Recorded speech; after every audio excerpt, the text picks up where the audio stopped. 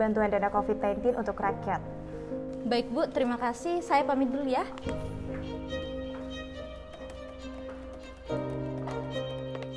Halo, kita ketemu di lobi ya.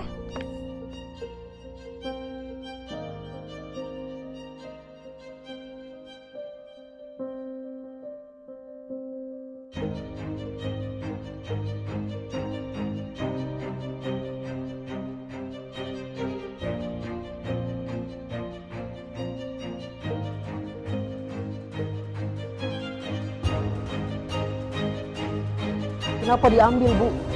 Ini kan dana untuk rakyat. Ini bisa dipidana mati karena korupsi.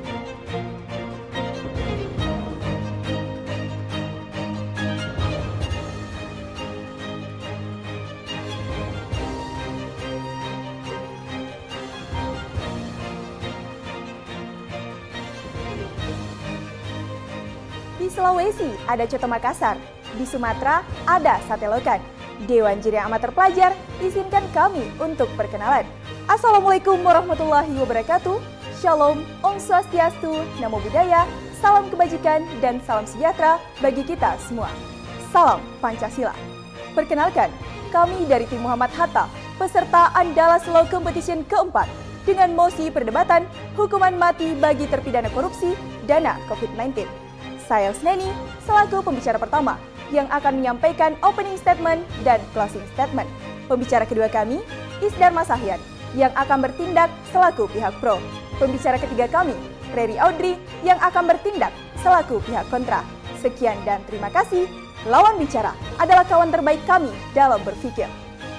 Tindakan yang dapat dikategorikan sebagai korupsi adalah penyuapan, pemerasan, nepotisme, dan penyalahgunaan kepercayaan atau jabatan untuk kepentingan pribadi. Syed Hussein Alatas dalam bukunya Corruption and the Destiny of Asia. Assalamualaikum warahmatullahi wabarakatuh. Salam Pancasila. Dewan Juri Amat Terpelajar serta para pemerhati hukum dan konstitusi. Menurut Pasal 1 Ayat 3 Undang-Undang Dasar Negara Republik Indonesia tahun 1945 menegaskan bahwa Indonesia merupakan negara hukum. Adapun tujuan dari hukum itu sendiri yakni menciptakan keadilan, kemanfaatan, dan kepastian hukum. Sebagaimana tujuan pemidanaan berdasarkan teori absolut dan relatif, yakni untuk memberikan ganjaran negatif terhadap perilaku menyimpang, serta melihat pemidanaan dari segi manfaat atau kegunaannya. Adapun hukuman atau pidana mati yang berlandaskan pada Undang-Undang Nomor 31 Tahun 1999 tentang pemberantasan tindak pidana korupsi adalah hukuman pemberatan pidana sebagai upaya efektif untuk mencegah dan memberantas tindak pidana korupsi.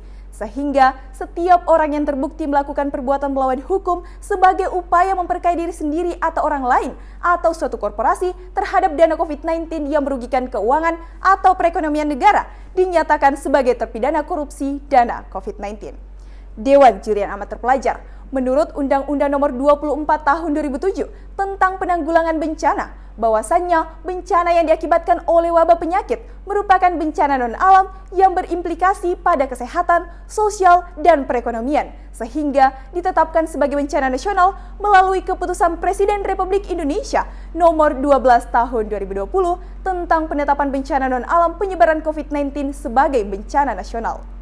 Hingga Juli 2021, pemerintah telah mengalokasikan anggaran penanganan COVID-19 dan program pemulihan ekonomi nasional sebesar 885,28 triliun. Sehingga Dewan Juri Amat Terpelajar sangat disayangkan ketika Menteri Sosial Juliari Batubara terbukti melakukan korupsi bansos COVID-19 sebesar 32,48 miliar yang secara eksplisit telah merugikan keuangan negara dan mencederai nilai-nilai Pancasila, yakni sila kelima, keadilan sosial bagi seluruh rakyat Indonesia, serta melanggar Pasal 2 Ayat 1 Undang-Undang Tipikor. Lantas, apakah COVID-19 telah memenuhi frasa keadaan tertentu sebagaimana yang dimaksud dalam Pasal 2 Ayat 2 Undang-Undang Tipikor? Dan apakah hukuman mati dapat dijadikan sebagai solusi yang efektif atau justru sebaliknya? Hal inilah yang kemudian akan dibedah secara komprehensif dari sudut pandang pro maupun kontra terhadap mosi perdebatan kali ini. Sekian dan terima kasih. Lawan bicara adalah kawan terbaik kami dalam berpikir. Hukum hendaknya mampu mengikuti perkembangan zaman, mampu menjawab perubahan zaman dengan segala dasar yang ada di dalamnya, serta mampu melayani masyarakat dengan menyadarkan pada aspek moralitas dari sumber daya manusia penegak hukum itu sendiri. Sajib Toraharjo dalam bukunya Membedah Hukum Progresif. Assalamualaikum warahmatullahi wabarakatuh. Salam Pancasila. Dewan Juri yang amat terpelajar, Indonesia sebagai negara hukum sebagaimana yang dituangkan dalam pasal 1 ayat 3 Undang-Undang Dasar Negara Republik Indonesia tahun 1945 telah jelas mendudukan bahwa hukumlah yang menjadi panglima tertinggi. Dalam kasus korupsi, penegakan hukum dilakukan dengan menerapkan pidana mati kepada koruptor dalam keadaan tertentu telah bersesuaian dengan aturan yang ada. Dalam kitab Undang-Undang Hukum Pidana pun, Indonesia masih tetap menempatkan pidana mati sebagai pidana terberat yang didudukan dalam pasal 10 yang menandakan bahwa Indonesia tidak menolak pemberian hukuman mati sebagai alasan pemberat seseorang atas perbuatan yang dilakukannya. Atas dasar tersebut, kami selaku tim pro sangat mantap dan lugas menyatakan persetujuan kami pada mosi perdebatan kita kali ini. Dewan Juri yang amat terpelajar, tindak pidana korupsi merupakan suatu kejahatan yang luar biasa sehingga dalam pemberantasannya harus dilakukan dengan langkah-langkah yang luar biasa pula. Oleh karena itu, tindakan yang luar biasa ini diejawantahkan dengan pemberian hukuman mati sebagaimana yang ditegaskan dalam pasal 2 ayat 2 Undang-Undang Nomor 31 Tahun 1999 Junto Undang-Undang Nomor 20 Tahun 2001 tentang pemberantasan tindak pidana korupsi, bahwa dalam hal tindak pidana korupsi dilakukan dalam keadaan tertentu, pidana mati dapat dijatuhkan. Apabila mengacu pada penjelasan pasalnya, yang dimaksud dengan keadaan tertentu, salah satunya adalah tindakan korupsi yang dilakukan dalam keadaan bahaya. Dalam situasi pandemi COVID-19 saat ini, keadaan bahaya tersebut telah terpenuhi sebagaimana merujuk pada keputusan Presiden nomor 11 tahun 2020 tentang penetapan COVID-19 sebagai penyakit yang menimbulkan darurat kesehatan dan keputusan Presiden nomor 12 tahun 2020 tentang penetapan COVID-19 sebagai bencana nasional yang berimplikasi pada kesehatan, sosial, dan perekonomian nasional. Atas dasar tersebut, pandemi COVID-19 dapat digolongkan pada keadaan tertentu. Oleh sebab itu, ketika hukuman mati tidak terimplementasi dengan baik, maka akan menjadikan Indonesia sebagai tempat paling indah bagi koruptor untuk mengambil uang rakyat secara tidak sah. Interupsi, Dewan Juri yang amat terpelajar, Hans Kelsen pernah menyatakan bahwa hukum yang adil adalah hukum yang tidak mencederai hak asasi siapapun. Akan tetapi, hukuman mati bagi terpidana korupsi dana COVID-19 jelas bertentangan dengan pembunuhan hak asasi manusia karena sama sekali tidak memanusiakan manusia. Dewan Juri yang amat terpelajar ketika meninjau dalam perspektif hak asasi manusia dengan mengacu pada pandangan Profesor Dr. Romli Atmasasmita, salah satu guru besar Universitas Pajajaran, bahwa hukuman mati tidak bertentangan dengan hak asasi manusia dikarenakan Indonesia tidak menganut hak asasi manusia yang absolut sebagaimana merujuk pada pasal 28J ayat 2 Undang-Undang Dasar Negara Republik Indonesia tahun 1945 bahwa dalam menjalankan hak dan kebebasannya setiap orang wajib tunduk pada pembatasan yang ditetapkan dengan undang-undang. Hal ini pun diperkuat dalam putusan Mahkamah Konstitusi sebagai the final interpreter of the Constitution dengan nomor putusan 2/3/PUU angka Romawi 5/2007 yang menyatakan bahwa hukuman mati tidak bertentangan dengan Undang-Undang Dasar Negara Republik Indonesia tahun 1945. Selain itu, dalam pasal 6 ayat 2 ICCPR menyatakan bahwa hukuman mati tidak dilarang diberlakukan dengan tetap memperhatikan batasannya, yaitu ditujukan pada kejahatan yang serius, di mana tindak pidana korupsi di tengah pandemi dengan mempertimbangkan keadaan masyarakat yang susah, kelaparan, sakit, dan kondisi negara yang tidak stabil merupakan suatu tindakan yang perlu ditangani secara serius. Dan perlu diingat bahwa apabila pidana mati ditakutkan sebagai tindakan yang melanggar hak asasi manusia, bukan hanya hukuman mati, melainkan seluruh jenis pemidanaan pada hakikatnya adalah pelanggaran hak asasi manusia, tetapi kemudian menjadi sah karena diperkenankan oleh hukum yang berlaku. Dewan Juri yang amat terpelajar, perlu kami tekankan bahwa pemberlakuan hukuman mati tidak secara sekonyong-konyong dalam penerapannya, namun diperlukan kehati-hatian dalam pelaksanaannya. Oleh karena itu, kami menawarkan sebuah solusi yang amat solutif, yakni penjatuhan hukuman mati bagi koruptor harus diterapkan secara spesifik dan selektif. Spesifik artinya hukuman mati diterapkan untuk kejahatan-kejahatan pada keadaan tertentu, dan selektif bahwa terpidana yang dijatuhi hukuman mati harus benar-benar yang telah terbukti dengan sangat meyakinkan di pengadilan bahwa memang dialah sebagai pelakunya, sehingga penerapan hukuman mati bagi koruptor di tengah pandemi COVID-19 akan menjadi tindakan yang sangat tepat bagi pelaku tindak pidana korupsi tersebut ketika solusi yang kami tawarkan diimplementasikan dengan baik dengan menggunakan syarat spesifik dan selektif tersebut. Sekian dan terima kasih. Lawan bicara adalah kawan terbaik kami dalam berpikir. Meniadakan atau mengurangi hak asasi terpidana kasus korupsi merupakan tindakan diskriminasi yang sewenang-wenang dan bertentangan dengan prinsip keadilan manusia. Profesor Bagirmanan dalam bukunya Perkembangan Pemikiran dan Pengaturan Hak Asasi Manusia di Indonesia. Assalamualaikum warahmatullahi wabarakatuh dan salam Pancasila. Dewan Juri yang amat terpelajar, kolega berpikir kami dari tim pro, serta seluruh pemerhati hukum dan konstitusi. Pada hakikatnya, penjatuhan hukuman mati terhadap terpidana korupsi dana COVID-19 telah melangkahi wewenang yang maha kuasa dan bertentangan dengan sila kedua Pancasila, yakni kemanusiaan yang adil dan beradab. Karena sejatinya negara berkewajiban untuk menjamin hak-hak warga negaranya secara adil dan beradab yang dijamin dalam konstitusi, undang-undang, serta konvensi internasional.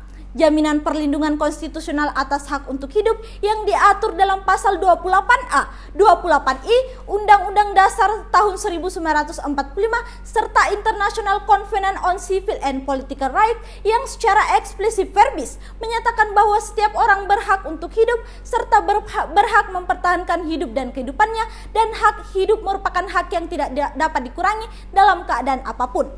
Hal ini juga sejalan dengan pendapat yang dikemukakan oleh Rona K.M. Smith dalam bukunya Hukum Hak Asasi Manusia yang menyebutkan bahwasannya manusia lahir dengan membawa hak-hak yang melekat pada dirinya, sehingga dalam keadaan segenting apapun pemberian sanksi pidana mati bukanlah solusi yang tepat untuk mencapai hukum yang berkeadilan. Dewan Juri yang amat terpelajar, peradilan pidana yang merupakan hasil karya manusia sehingga ketidaksempurnaan di dalamnya merupakan suatu keniscayaan. Berdasarkan data dari Direktori Putusan Mahkamah Agung Republik Indonesia per tahun 2018 ditemukan 1096 data kasus yang 151 diantaranya dikabulkan sebagai suatu kehilapan atau kekeliruan yang nyata, sehingga dengan mengamini pemidanaan mati secara bersamaan kita telah menutup akses pemenuhan keadilan yang sebesar-besarnya bagi setiap warga negara, dikarenakan bagi warga yang telah dijatuhi pidana mati dan eksekusi telah dilaksanakan, maka tidak bisa diperbaiki atau dipulihkan kembali.